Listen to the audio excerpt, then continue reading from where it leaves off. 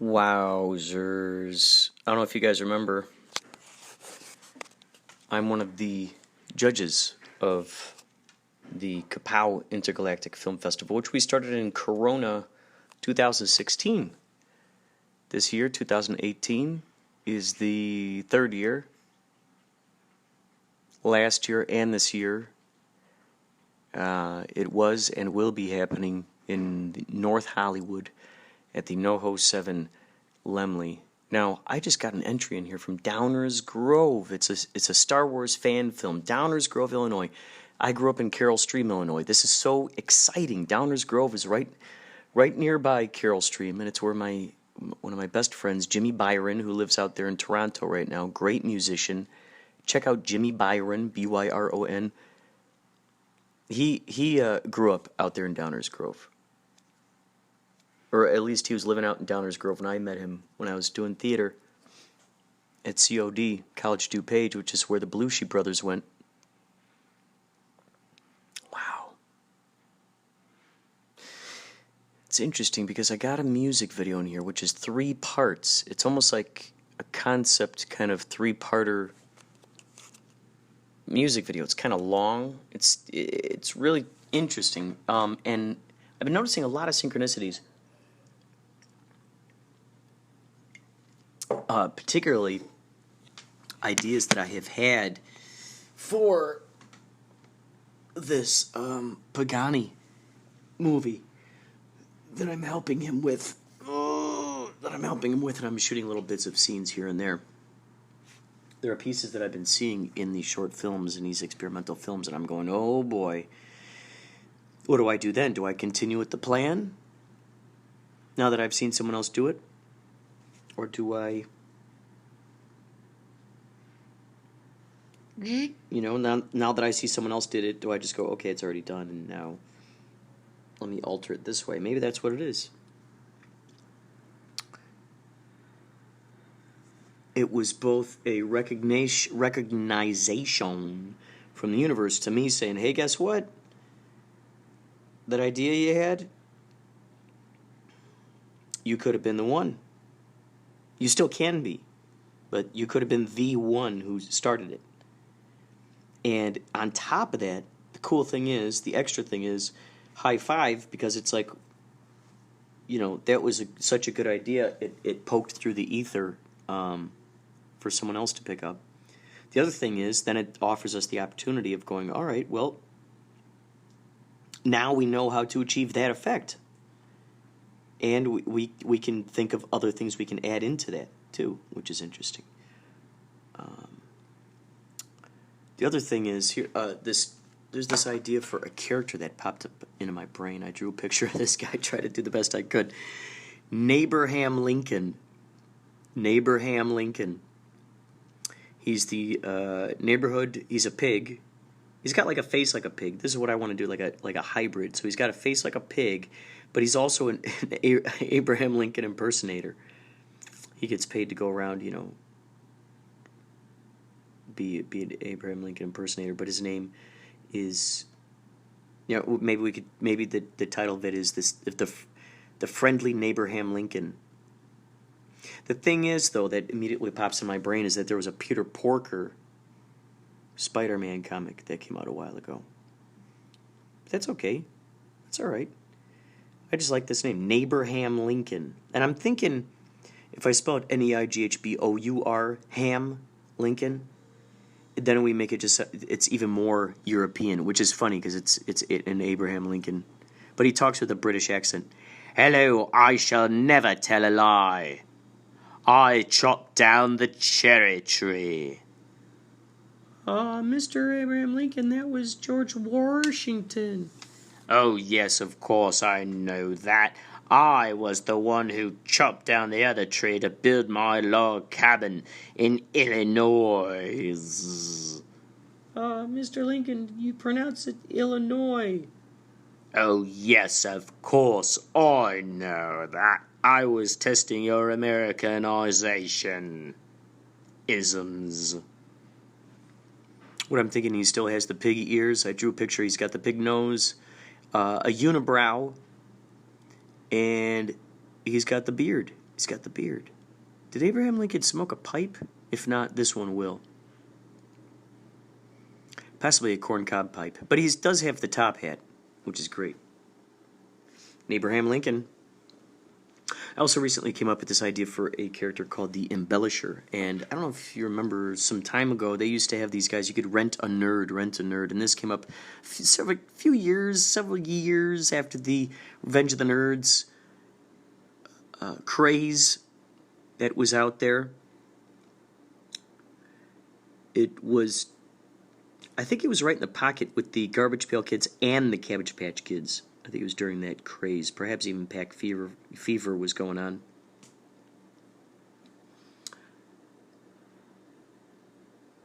And so you could rent a nerd.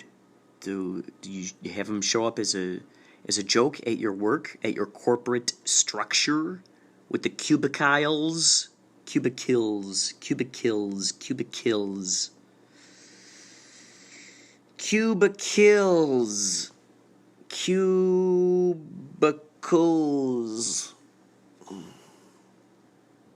So you get a nerd to show up to the office, and during their lunch break, or not during their lunch break, 15 minutes or so, they start, they got their glasses on, with the tape on the nose, all that razzmatazz. Walking around like Urkels. I just imagine imagine you do like a flash mob of nerds, so to speak. You just order like 8 of them, so you got all these like Urkel type dudes walking around the office while you got these uptight people sending off faxes and etc. and shredding important papers. Talk to my accountant. Oh yeah, let me take this to my lawyer. Put it in the shredder. So anyway, it's like the Rent-A-Nerd, but it's called the Embellisher. The Embellisher. This would actually be a good movie idea. Embellisher. Perhaps it could be even like a first-person documentary kind of style. The Embellisher. And so you hire this person to show up. I can imagine guys doing this to enhance their awesomeness. So they have this person. Now that's the thing, though, is that whoever hires these guys has got to go along with it and play along. It's a total, and I'm thinking the people who would be the embellishers would be really good at improvisation, really good at improv. And they would show up, oh yeah, this is my buddy from oh yes, we went to West Point together. Oh yeah, we went to West Point together, and oh, he taught me everything I know. He taught me, I was terrified to jump out of that helicopter, and man, he taught me how to put on that parachute and just gung-ho, just right out that helicopter. He taught me everything I know, man. Thank you, that's so nice of you to say such things. Well, I wouldn't say it if it weren't true. Oh, hi, what's your name? Oh, my name is Wendy. Why, hello, Wendy. Hi, Wendy. Hey, Stan, this is a pretty lady you got here. Why, thank you. Oh, that's so nice of you. Hey, I call him like I see him. Anyway, we did some really cool stuff after West Point. We went snow skiing. You should see this guy. He was a first-time snow skater, and he's already going off the big mountains. I mean, he's doing it, man. He's doing it to it, man. He's tuning into the doing it, tune it. So you got these guys, the embellishers. What I'd love to do, I'm thinking this would be a great name for it, the embellishment establishment. The embellishment establishment. How would that be? That would be cool, right? The embellishment establishment. Who do you work for? Oh, the embellishment establishment. What do you do? Oh, I work in the industry. Oh, what? The industry? The embellishment establishment industry. Oh, that's great. Sounds wonderful. Oh, yeah. Oh, it's extraordinary. You wouldn't believe the cool stuff we got there. I mean, we've got monkey bars, so during lunch, right? No way. Yeah, during lunch, we're always working out. We got trampolines there. Right there near the coffee machine too. Oh yeah, you wouldn't be. You would be not be surprised by how many people spilled their coffee while jumping on those trampolines. Let me tell you. Let me tell you. Oh my God, it sounds great. Oh yeah, we got the best job in the world. Best job in the world. The embellisher. The embellisher. There's another idea that came to me earlier.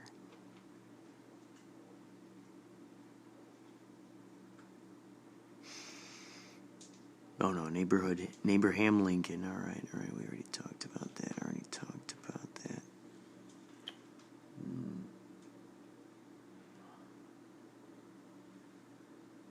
Oh, and by the way, if you're listening to this and you got Instagram, check out, here's this dog that we found out there in San Diego with Yachtly Crew. I cannot remember if I recorded this or not. However, I got this card. I put a photo of this little dog.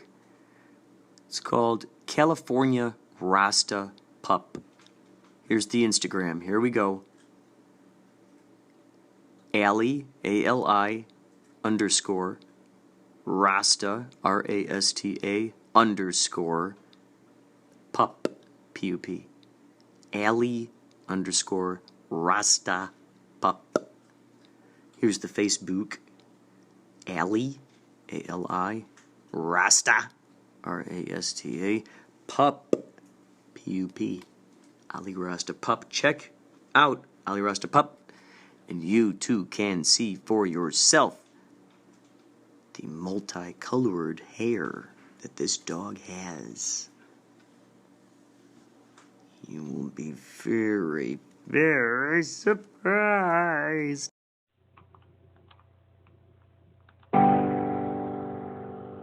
Here's your fun fact. The word zombie is never used in the movie The Night of the Living Dead. Stay tuned to Inspirado Projecto for more fun facts. I imagine this being some kind of mantra. Receive, we weave. Receive, reweave. Receive, we weave. Receive, reweave. Do me a favor and just read about these four birds here. Yes, I can. I'm going to put this here. This is from the Access Guide to the 13, the great horned owl. Yes, identified by widely spaced ear tufts. Mottled brown, black, white chest will attack any medium-sized mammal or bird. Gives off the familiar muffled hoot. Male voice is higher pitched than female. In concert, they often harmonize in perfect thirds, though around Twin Peaks diminished sevenths are heard. The yellow-rumped warbler. Western species, Audubon's warbler. Yellow throat and crown and rump. Otherwise black. A sassy, bright chirp call found in mixed forests. Good at parties. Common crow. An all black. Most intelligent of birds can count to 3 and 4.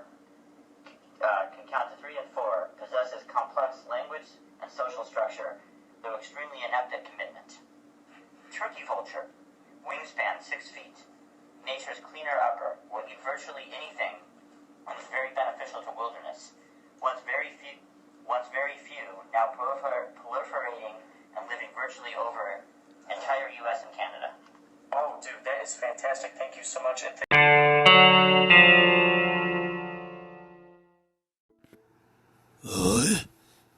Inspirado Projecto. This is Yamaguchi. Saying I want to thank you for sending your special messages to the Spidey Hec voice-over show. You are a very good soldier. Oh, master warrior in my eye. So you have a good day. And I talk to you later.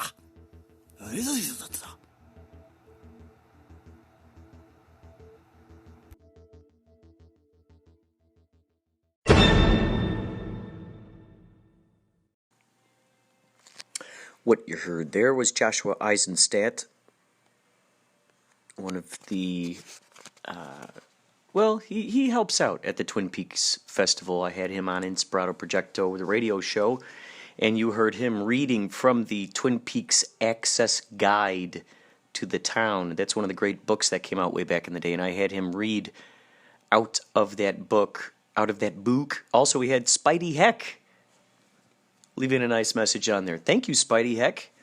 That's so nice of you.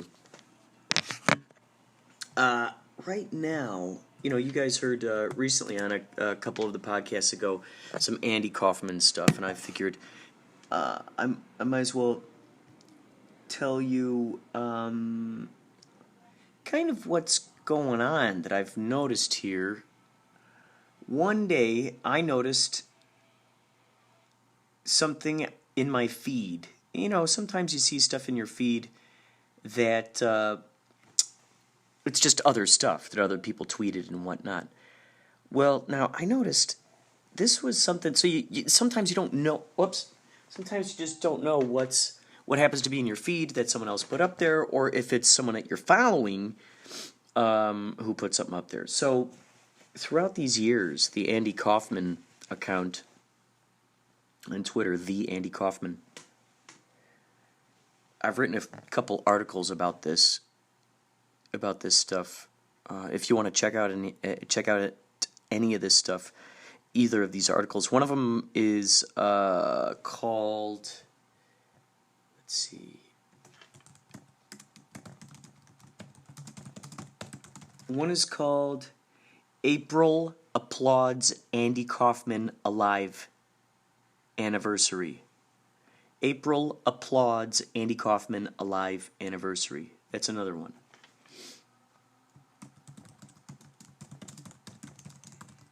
Another one I wrote is called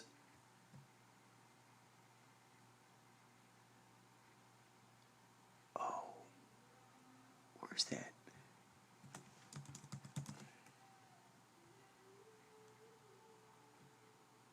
Oh my gosh, is it? No, it's gotta be up. It's gotta be up. Andy Kaufman Alive Archives.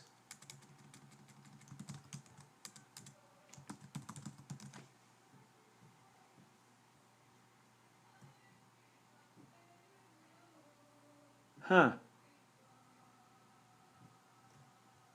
It's called No. What was that one called? Hub Pages.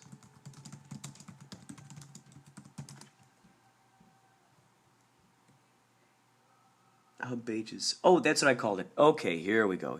Check out this article. Andy Kaufman's fake death archive are alive. That's the other one. Andy Kaufman's fake death archive are alive. You could also search for Hub Pages, HUB Pages, and CEC. Now, I'm not going to get deep into this stuff, but some of the people who have been following along for a long number of years with this whole Andy Kaufman faked his death stuff, with Stephen Maddox and all those guys, they all started slowly sort of fading away. And you used to be able to see a lot of videos. We did a lot of Google Hangouts about this subject, usually around May 16th. There are still some of them up there on my YouTube channels. However, I believe John Krauser took his off, and I think Amira Ball took hers off. I don't know. But at some point, the Kaufman Carnival was something that was out there on Twitter and existed pretty much in Twitter. And Stephen Maddox, who we called Carney, he kind of named himself Carney, he would just choose prizes and then send them out to people. No one paid anything or anything. He sent them out to people. So at some point, something happened where Amira got angry, and I don't know what happened. So the Kaufman Carnival closed, and we were in the process of making a fugly animation. We were writing a story. Maddox was going to animate it. Now recently, what I noticed on Twitter, a few different accounts popped up, and then I realized, because I was looking at who was following them, and these were other, well, okay, so one of them is called Howling Wolf Productions. That's with a Z. And what's interesting, so, okay, let me back up. Edwin Karp is the name of one of the aliases that was used in connection with Kaufman Carnival. So keep that in mind. So I saw it popping up on my feed, Howling Wolf Productions with a Z. If you want to find them, they are at HOWLIN, Howlin, Wolf Films, HOWLIN, WOLF, FILMZ. So that's it. Now what's interesting about this, I can't quite tell where the reality begins and where the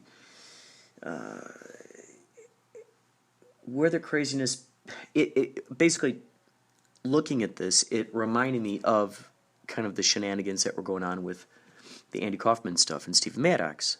So I see this, it says, owned by indie filmmaker Gypsy _legend,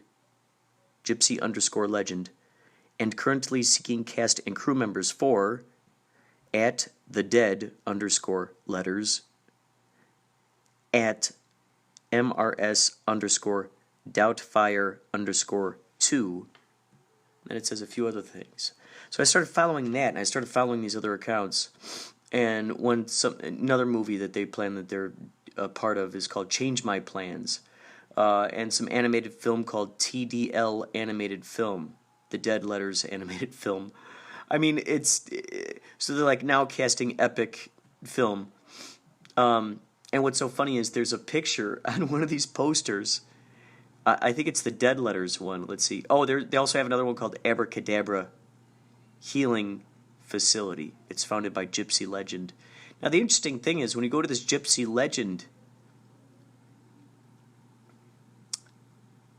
page, they've put up some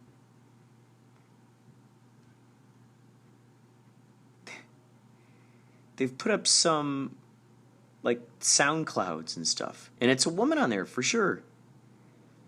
One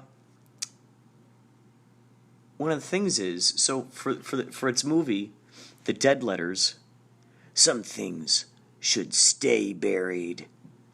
So it's of a hand. It looks like Stephen Maddox's hand, and the finger, it looks like the finger is missing. It's so funny. There's a wedding ring over there, and it's squashing the other finger, and it's just like, oh my God. It's really, really, really interesting. And I'm wondering, so I said, oh, do you know Edwin Karp? And I said, do you know Edwin Karp?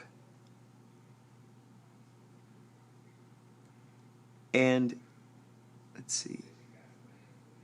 Let's see if we can get their reply in here. Tweets and replies. I said, do you know Edwin Karp? And they replied,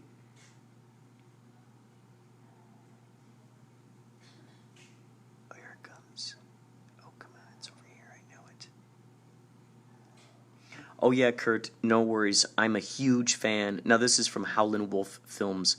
Oh yeah, Kurt, no worries, I'm a huge fan of Mr. Andy Kaufman, Kaufman Carnival, Kaufman Lives, and Edwin Karp. I've been bestest friends with Edwin. Why, we go back a long, long ways, at least 15 seconds now since you mentioned it.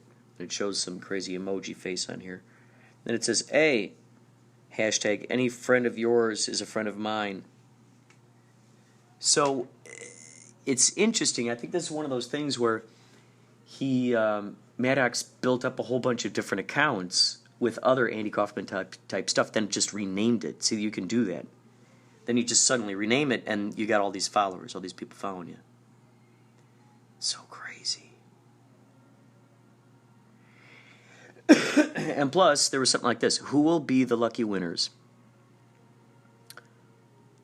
Who will find the last 2 golden tickets to appear in the next Howling Wolf production films? The rules. 1, follow creator, producer, director, writer, Gypsy Legend. 2, follow this page. 3, like this tweet. for retweet this tweet. Winners contacted, and it shows little Charlie. I've got a golden ticket, and you can too. Being in a Howling Wolf Productions movie is like finding the last golden ticket. So this is a theme that's been going on through all the years. AndyKaufmanLives.com. You can look up the archives in archive.org. You look in that Wayback Machine. Look up AndyKaufmanLives.com and go back to 2003. You'll see the evolution of this site. Just was crazy. So they were always talking about golden tickets, and it was like a Willy Wonka thing. And plus, during the Kaufman Carnival, he would do the exact same type of thing. So it's really, really interesting to see the different faces, the different camouflages of how things get altered through the years with this. If you look on here, yeah, Kaufman Carnival is still on here. Now the account, The Andy Kaufman, changed its name at some point within the past few years. It just kept changing its names, changing its names, until it ended up as, let's see,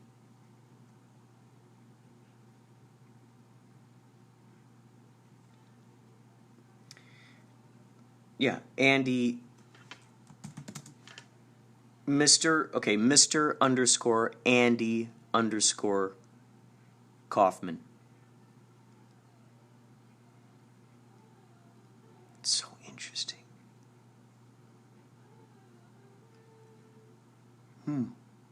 Wow. It's so crazy. It's so crazy. This whole thing just continues to baffle me after all these years, after all the ups and downs, all the roller coaster stuff. Look up Coughcast Rantcast at some point. I'm glad John Krauser kept those up. Anyway, I just had to get all that out there in the open. If any of you have been following stuff, it's just another interesting game that's being played right now. Another chapter in the Kaufman Carnival. More on this as things evolve. Later. Perhaps some of the questions we will answer are there actual real movies that they are casting for? Who's behind it all? Who's in charge? Is Stephen Maddox and Kaufman Lives joining forces? Look them up on Twitter. Kaufman Lives. Are they joining forces? Creating movies? Creating crop circles? John Lundberg, the creator of Kaufman Lives, was thought to be responsible for making that alien autopsy video a number of years ago. They also accuse him of making all these crop circles in the UK. I know of a couple things I'm not allowed to say. However, I will say that he's made a lot of them. And he was inspired by another crop circle maker who had been doing it for a very long time. They got it down to a science. They can figure out how to get in there quick. He promised me that if I go out there to the UK, he will show me a night I will never forget, that I will always remember. I will be able to go with him and create. He said he's retired. Corporations pay him to make these crop circles for their businesses. He said, if you come out here, you will go on a night that you will always remember.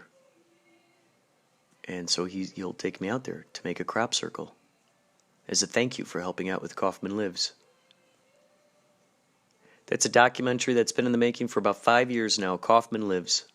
They came out and interviewed me all about it. Bob Pagani came out. They interviewed him all about it. We interviewed Little Wendy. I was very fortunate to be there for that. Fugly the Clown. We interviewed him. We interviewed Ruby Tuesday, Miss Ruby Tuesday. Greg Sutton. I wasn't there for that one. We went around right before House of Blues got torn down, actually, where I first met Fugly out in front of the, I don't think it was the Dead or Alive show. It was one before that. with Tony Clifton. I showed them Andy's old apartment, Cedar Sinai, where Andy faked his death. We went to Green Valley Road, to that house that Andy used to live in. I took them all over. Great, great, great, great footage. And as the Kaufman Carnival stuff was going on, John Lundberg had told me that he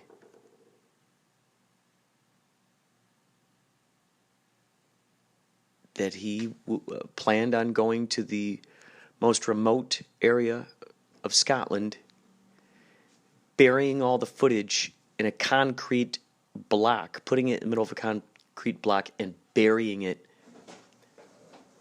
way out there on some remote part of Scotland. That's what he said. Basically saying no one will ever see this footage. Which is too bad. We got Wally Wingert. That was a great interview too, Wally Wingert. He does tons of cartoon voices. He does tons of cartoon voices. He used to also work on the Jay Leno show, and he's got a place called Wallywood, which is his house. You could go in there, and he's got tons of these action figures. He loves his action figures, and he's got authentic suits. He has the Batman 1966 suit that Adam West wore. He also has the one that Burt Ward wore. Robin, 1966. He's got them on mannequins. He's also got the mannequin, a mannequin with Andy Kaufman's Elvis suit on there, his black one. He's got Andy Kaufman's version of Tony Clifton's suit on a mannequin. He's got a secret room. You go up into this room, and it's just all these mannequins, all these crazy faces. And I'm sitting there thinking, oh my God, if I was on mushrooms right now, these things would be talking to me right now. I just sat in the middle and just looked up at these things. It was cool. He goes, okay, he's like, no one goes up here. He's like, but you guys got to see this. And it was his bedroom. He's got all of these awesome Muppets in there. He's got this old Kermit the Frog. And the Kaufman Lives guys had a marionette, Andy Kaufman marionette. And so we did this improvised thing with Kermit the Frog and Andy Kaufman. Oh my God. Oh, that was such fun footage. That would have been just such a fun trailer. Gosh. Wow. That was really cool. I really hope this footage comes out someday. It'll show how much of a kook I am. I drew all these crayon I drew all these pictures of Andy Kaufman in various stages of his life. There's one where he's wearing this huge cowboy hat, playing the guitar, so I drew that one. One where he's wearing these glasses and he's got a neck brace. It's so awesome. I did one of that. Did a close-up of his face, painted a bunch of stuff, and I dressed my bedroom, basically. So while they were shooting me, they had my wall dressed. And I wanted to just look like this crazy, like, oh man, just this crazy guy. So we'll see. We'll see what happens.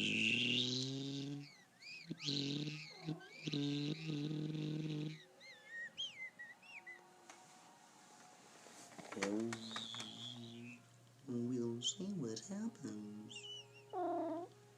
We'll see what happens. We shall see what happens. Yes, we shall see what happens. That's all there is to it. Look it up, folks. Andy Kaufman Lives. You can also check out my music video, Uncle Andy Lies. Heck, you know what? I'm going to attach it to this podcast. You can hear it right now.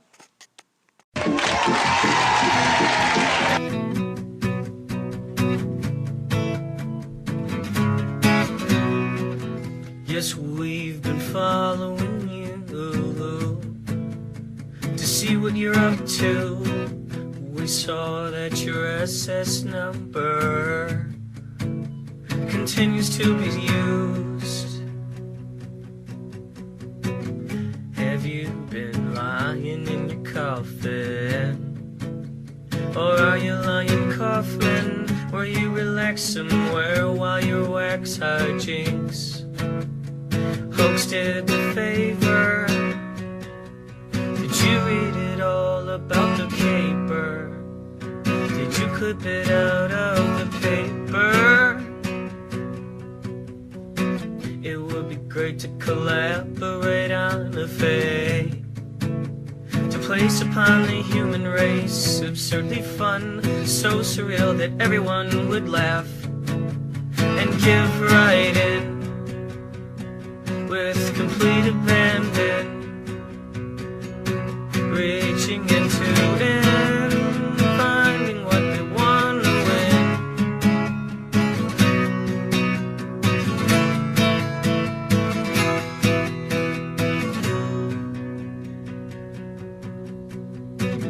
Have you been lying in your coffin?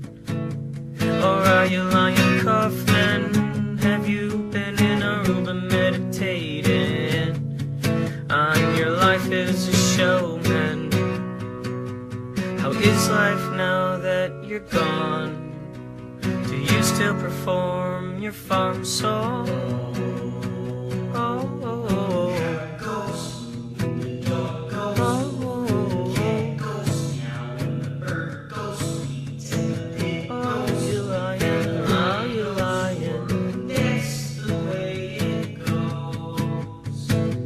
Are you lying or are you lying? Are you lying or are you lying?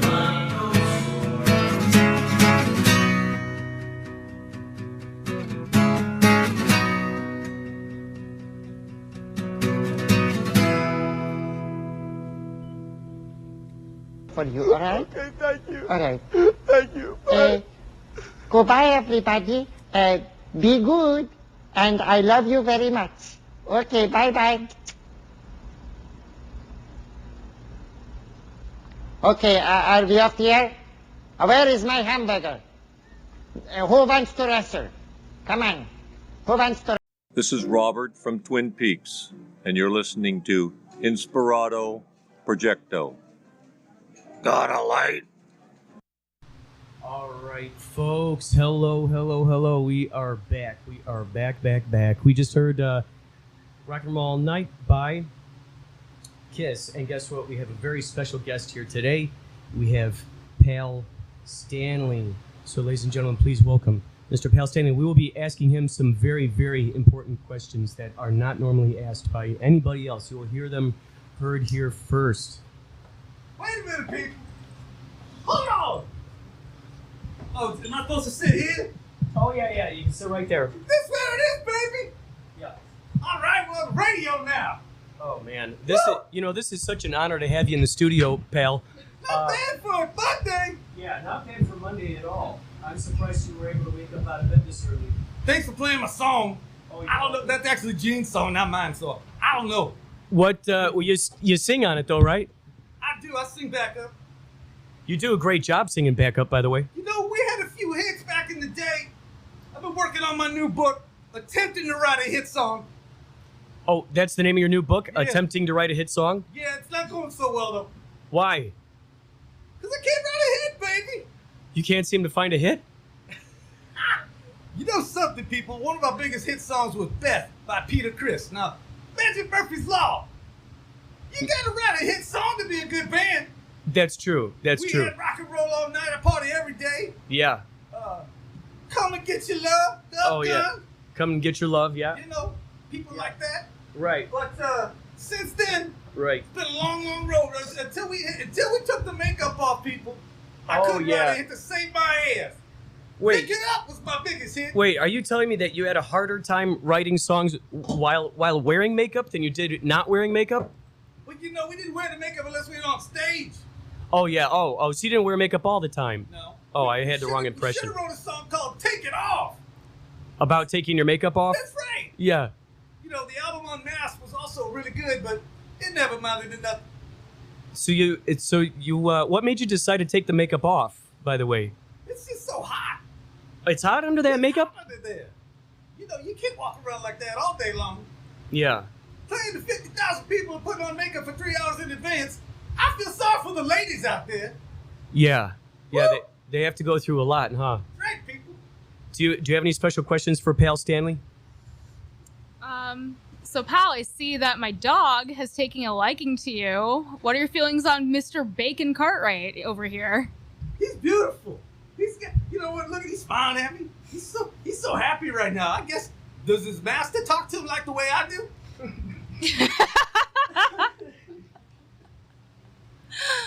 I don't know. Bacon doesn't really talk to me too much, but I would imagine so. It must be the frequency of my voice that goes well with dogs, because I always get people howling at me all the time. Yeah. Oh! I can hear dog whistles. Yeah, sure. Yeah. So, Pal, do you have any pets? Do you have any dogs? For some reason, I can imagine you owning like exotic animals, like giraffes, perhaps a llama or two. No, just 2 kids. No pets. 2 kids. What are your kids' names? I don't remember right now. Are you drunk this morning already? Not yet, people. Not yet. What if you were to have kids and name them stuff? What would you name them? Tweedledee and Tweedledum. Oh, that's good. That actually sounds like another good song title. That could be a hit. I might put that in my book, people. So you're not planning on getting any animals anytime recently? Mm-mm. No. Mm-mm. What? We're on the road 364 days a year. I can't take care of no pet. Yeah, and that one day off, you got to sleep at some point. That's all I get. So, how many books do you got that you've written so far? Well, between the 4 original members of the band, there's probably been about 75 books written, out of which 2 of them sold. I think they got, in fact, I think they got one at Walmart right now on sale for $9.99. You want to come down and buy it? It's called Kiss and Makeup. So you wrote one too, right? Didn't you write one? I listened to your audiobook. That was a really good one. Was that only an audiobook or was it also in paper form as well? That one didn't sell too well because most people can't handle 2 hours of me screaming in their ears. Yeah. Unless it's at a rock show. Well, I gotta tell you, it kept us awake for the road trip, that's for sure. I did the nighttime driving, and then I was the one who primarily listened to it. As we were listening to Art Bell talking about aliens and shit. Yeah. So, Pal, what are your theories about UFOs and stuff? Have you ever been abducted? I already think I'm from another planet. See, I have that feeling. You got that. Well, you're a star child after all, right? That's true. I'm like the spaceman. You know, Ace Frehley was a spaceman. Mhm. Ace Frehley, shock me! Woo! That's right, people. So now, was there any sort of like idea that maybe the Star Child and the Spaceman were somehow related in some way? Because it just sounds it's just too uncanny for it to be otherwise. You know, I never really thought about it. Inspirado. Because I always felt that you guys each kind of had your own. You're like superheroes, you know. KIZZ is like superheroes.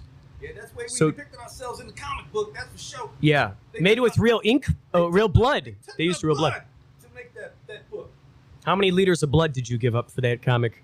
6. 6 liters of blood. I was legally dead, and then they pumped me full of something else. So you were legally dead. So each comic is really worth the price that they're asking for, because you nearly died during the making of those comics. I mean, they had to make tons of those copies of those comics. Blood has no price. I tell you, family's everything. Yeah, family is everything. So, did any of your face paint go into making the ink in those comics, or what? Just your blood? No, just the blood, just the H2O, nothing else. Just the H2O, right? That's right. I'm type O negative. Mm. And I know Smile likes that band. So, what? He's right. Come on, do you have any? keep it straight, people. Do you have any band questions for him? Nothing that I can think of off the top of my head, but what are you doing for Hanukkah? I hear you're Jewish. Hey! Look at that! People paying attention over here. I love it. Well, usually, I go to the motherland, you know, downtown LA, hang out with my brother, and we go to Calabasas, go over to Gene's house, because his mom's always cooking something good, and drink a little Manischewitz, you know. For Hanukkah? No, you want to go to Chinatown. Come on. Chinatown on Hanukkah. Yeah, Chinese food. I should go to Philippe's too while we're down here. I feel like that's not. You're getting ahead of yourself. We're talking about Hanukkah here. Well, they got Jewish ride. I know for sure. Ah, they do. Yeah. Yeah, they do. All right, well, I'm going to pass the mic over to you before I get myself in trouble. So, You can say anything, baby. pal, what was the last song that you yourself wrote? When was that? Well, if we're going back to the makeup days, Yeah.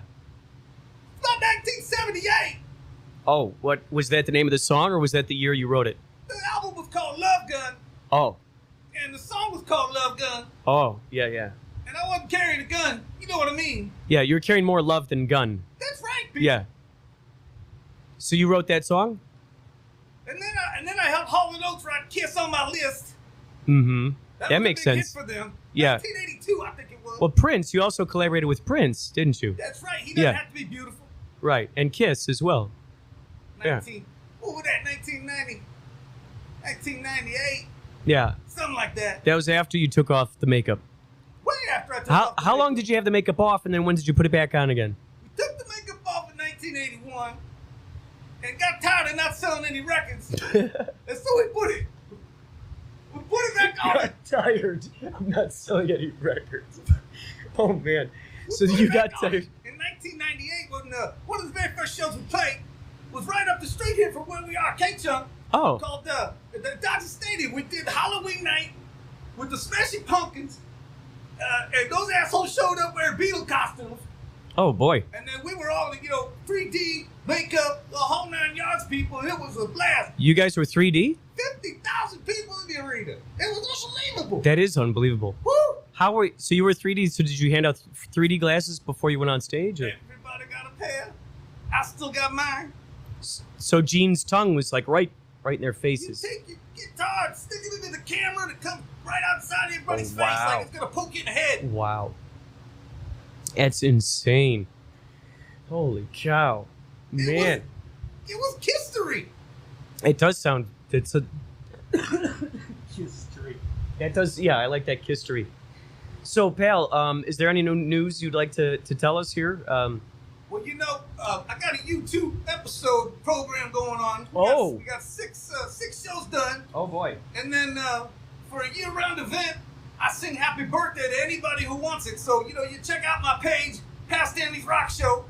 Look it up on YouTube. Gotta spell it right, though. It's P-A-L Stanley, like Stanley Tools, Yeah, oh, you're right. where you get your love done. Mm. And then when I finish my book, Attempting to Write Hit Songs, which I've been working on for about 45 years, eventually it's going to be out, and maybe one day I'll get a top 10. Now, this is what I'm thinking. What if?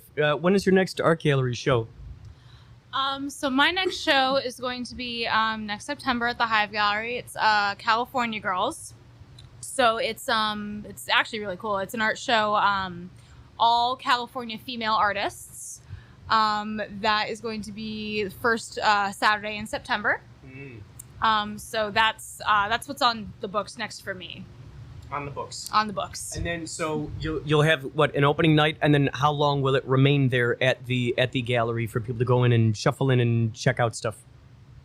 Off the top of my head, I can't really remember the date. Like a month. Okay. Oh, Very yeah. good. This is good to know. This is what I need to hear. This is what I need to hear, because I'm thinking, wouldn't that be great if Pal Stanley showed up and did some live art critiquing there in the gallery? I think that would be pretty. I think that sounds like a really bad idea, because she's probably really good. I'm going to ruin the day. Come on. Well, I think with your celebrity status, you could bring a lot of viewers, a lot of, notoriety and mention to, I would certainly post it up on the YouTube channel. Yeah. No problem. Oh, that is so good. That is so good. I mean, because really, that's rarity. How many people can say that they've had their artwork, professionally authorized and viewed by Pal Stanley? She would be the first. Oh, God. That is In the ladies' room. That's fantastic. That's what I'll call it. That could actually be one of your, that could be one of your, a hit song right there. I think it's. Well, Gene wrote a song back in 1974 called Me Being the Ladies' Oh, Room. he did. So, Okay, so he beat you to the punch. You could do part 2. What I was saying is her exhibit's going to be the ladies' room. Oh, not gotcha. a bathroom, but Oh, like gotcha. a room where the lady has all her stuff. Oh, gotcha. And then I'll say, Me Being the ladies' room. Oh, I think that's perfect. I think that's perfect. Are you gonna have a boombox with you to play any of your hits on? Well, Oh, God, no. no. But hopefully there'll be some vodka and orange juice. Maybe Yeah. some alcohol, people. Yeah, especially if you're bringing one of your special hip flasks with you. You know it. Well, pal, thank you so much for stopping by. Thank you. And Gotta hit the limo. Get the hell out of oh, here. geez, man. Going over to Langer's a Philippe's or something. Oh, Look, boy. Stu. Oh boy. I'm gonna go to Brent's. Holy cow. Friends. Brent's. Thank you so much, Inspirado. All right, you are welcome. Thank you, Pal Stanley. Holy moly, that was Pal Stanley. We've never had Pal Stanley here in the studio before. We might as well go to a quick promo here before we come back. This is Blythe Baines, and you're listening to Inspirado Projecto.